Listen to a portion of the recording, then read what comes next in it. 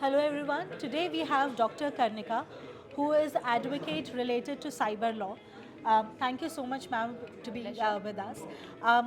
If a lot is happening around cybersecurity, and if we would like to understand how this dynamic landscape of cybersecurity is also influencing the legal landscape, Yes, specifically for power sector and the overall enterprises. yes, very pertinent question indeed, because what we've seen in the cyberspace is we've witnessed Estonia attacks, there have been examples of Ukraine, and the critical infrastructure of the country can be impacted in a very negative way, whether it's Stuxnet or you've seen other power sectors being affected. So finding the right solutions is important from where an attack has happened, and regulatory landscape is to put stringent punishments. We have section 66 in the IT Act, for instance, to tackle cyber terrorism, which has one of this as a attack which has been addressed.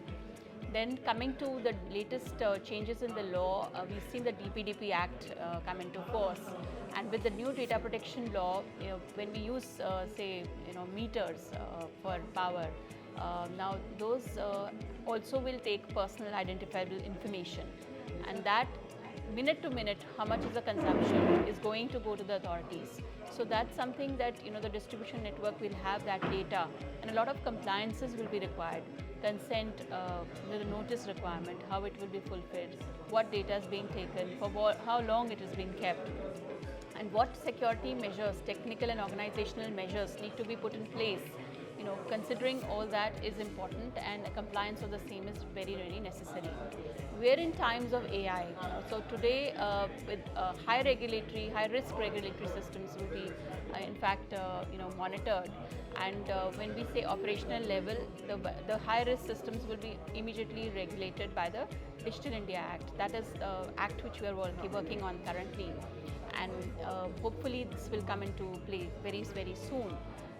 Once that is done, I think the picture will be very clear on how those high-risk systems, especially if they're in the power sector, will need to comply with that regulation as well.